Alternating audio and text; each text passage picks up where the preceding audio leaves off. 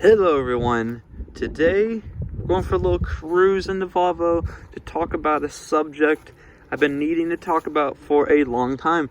A lot of people don't talk about this. I don't think so. Give me a second. Let me get inside because it's kind of windy. So like I was saying, in the title it says it,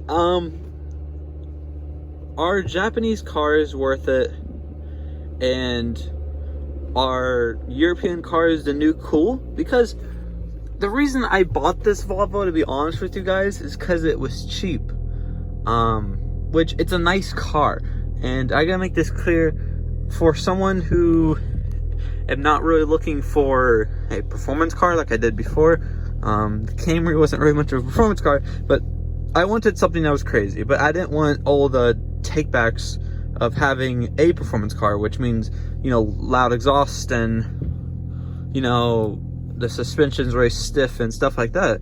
So this Volvo I instantly fell in love with because it's a very calm car, even though it is pretty quick. So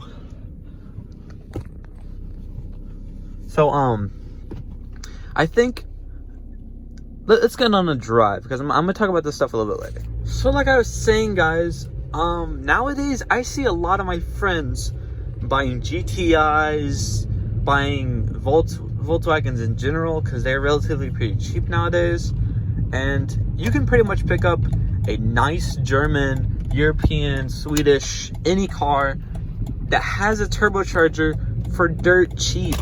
I mean, this Volvo, for example, I'm gonna be honest with you guys, I paid $5,000, and look at the condition, amazing. It's got 160,000 on it, which is a little high for these cars, but really nice condition, no rust, nothing wrong with the interior. Everything was working except it had a little misfire, and I fixed it in a second. So, and it wasn't even that complicated or expensive to fix. I spent $50 to fix it. $50 is all I needed, and the car was running perfect again. And people that usually own these cars don't fix stuff like that, and they just give up on them. I assume that's what happened because it was a very easy fix. I just replaced the coils, and I think that would be, it's really dumb. I would have fixed it, but yeah, so that's getting into prices on these cars. The repairing German, I'm gonna say right now because I'm a Volvo guy, I would say repairing Volvos is very cheap if you don't really care about getting the top of the line, because to be honest with you, there is always a cheaper way to do things. It does not matter what car you have, there's always a cheaper way, but it depends on what you want to lose in that case of doing the cheaper option. If you go get a Bosch spark plug, then it's probably gonna be very reliable. I don't know if Bosch even makes spark plugs, but if they do, oh wait, they do they? Yeah, I'm pretty sure they do. But if they make spark plugs or coils or anything for an engine, then they're probably gonna be very reliable. But then there's the option that is literally like dirt cheap, $50 for five coils, while the Bosch one is $75 for one coil. Stuff like that is kind of sketchy looking, but it honestly works fine. I have eBay special coils in my car, and it works perfectly fine. I have no problems with it. It revs up. I don't get any engine lights. It may be cheap, but I don't really care because I'm not. It never needs to even push anything over stock value. So I can't see any point of failure. And it's actually taken from an S60, not an S60R, which is interesting, but it works fine. It could be, if you guys have ever done this, send in the comments, because tell me if this is actually bad for the engine. I don't think it is, but I'm pretty sure the coils are adaptive. But yeah, getting into that point though, buying a Japanese car nowadays is very expensive, and sadly it is very expensive. Most dream cars from Japan, like Nissan, the R34s, any Skyline, is pretty much impossible to buy. There is no average Joe that can afford one of them cars. Doesn't matter who you are. I know you cannot afford it. It's kind of sad how it's become. But you see, German cars are different. Most of these cars have gone down in price. After, I think, around 10 to 15 years, a German car, European car would greatly decrease in value. And it's not a bad thing. I wouldn't say they lose value. They just settle down a little bit. For example, I saw a Volvo S690 for only like $13,000, and it was from 2015. So it's a really nice car still. But what happened was it lost its value, and that car obviously was a lot more than $15,000 when it came out.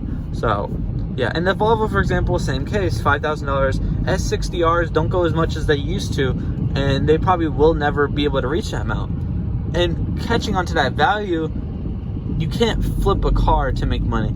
It doesn't work like that. Like you think, you can't get a German car like this or European car and for $5,000 and flip it. You're not going to get any money out of an S60R for trying to get more money out of it. I mean, there is a chance I can sell this thing right now for $10,000, but because it's a really nice condition. But I'm not biting the bullet on that because it's probably not going to happen. Not much people are on the look for these kind of cars. Me living in Pennsylvania and New York, people are looking for all-wheel drive cars because of the snow up here. So having an S60R actually might be a smart decision. But Subarus are also a lot better decision. So jumping on that about Japanese cars also is that the nice cars are expensive and the old ones are cheap. So it's kind of sad what it's become, but that's literally what it is to this day. Japanese cars, the actual sporty cars, are getting more and more expensive. And even, don't you guys remember 2.5 RS Subarus being cheap? Well, yeah, they're going up in worth too.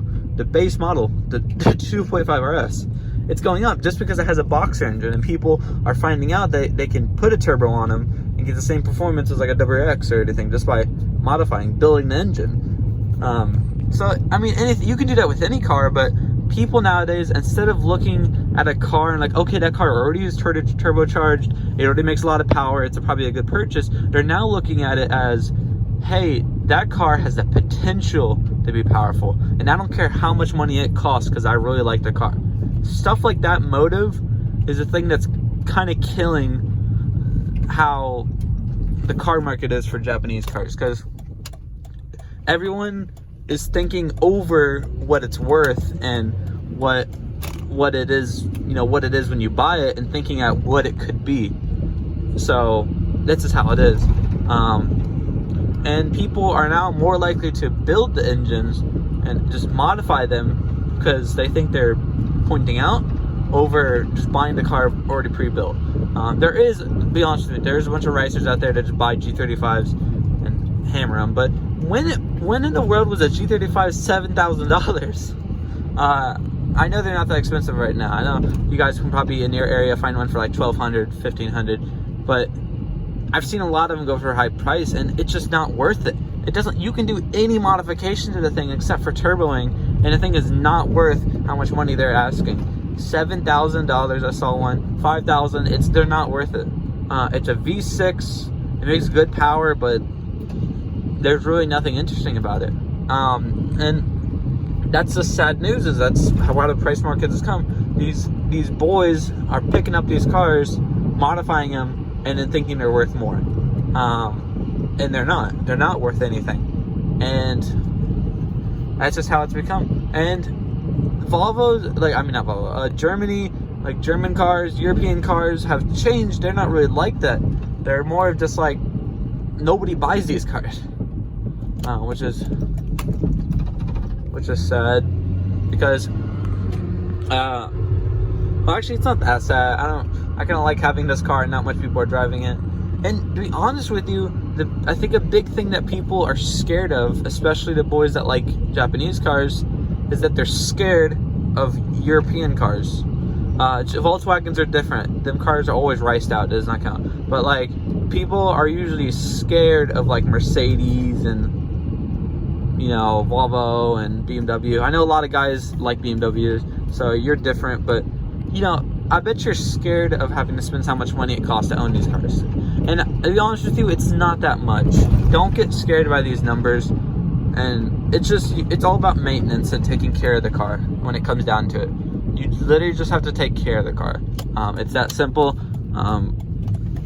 And when prices come up, in my case with the Volvo, it's been very cheap. BMW is more of a bigger case, because I feel like BMW has a little bit less reliability issues. Because I mean more reliability issues, because I feel like their build quality is a little off on some things, and that's what usually causes failure on the engine. So I would say if you bought that car and just replaced one of the plastic pump they have, just replace the plastic pump failure thing and replace other parts that are not supposed to be plastic or anything, it'd be a very nice car. It's very nice. You just gotta be smart and just upgrade what needs to be upgraded.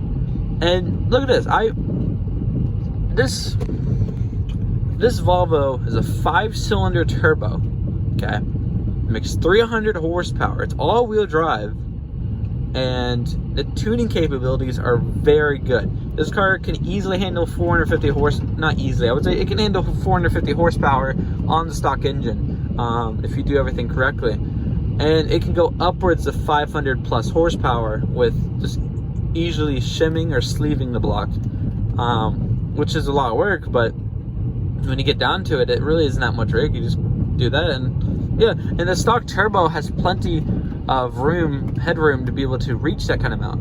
And people just sleep on cars like this. Like, no, everybody sleeps on these kind of cars. Same things for BMWs. I see BMWs go for super cheap. I'm like, it's got a 6-cylinder, a nice BMW 6-cylinder. There's potential of making a lot of power with a turbo, and people are just sleeping on it. But I'm not making this video to say everybody should go buy them and ruin the market. I'm just saying that the Japanese car market is getting really bad, and at the end of the day, I think it might be smart, and I think we're gonna see a lot of people converting over to cars like these, German and European and stuff cars, because I think Japanese cars are getting too expensive, and eventually they're all gonna be expensive. And then what are we going to do then? There's nothing you can do. They're all going to be expensive, and nobody's going to be able to afford Japanese cars. But Japanese cars are easy to work on and nice and stuff, because they didn't build them like they used to. And even the Camry I had on this channel, the Camry was a nice little car, but it really proves that Japanese cars were built different back then. They were very reliable. They were pretty much bulletproof, you know? Nothing would leak all the oil out of the engine and just run fine. Like, yeah, that car was built like a tank, and stuff like that you cannot change on how Japanese cars are made. They're just superior in that case. But I think we're gonna see a lot of people converting to these European cars. Well, that's the end of my video. I just wanted to make that little rant because yeah, it's kind of how it's gonna be in the future, I think. Okay guys, we'll see you guys, and peace out.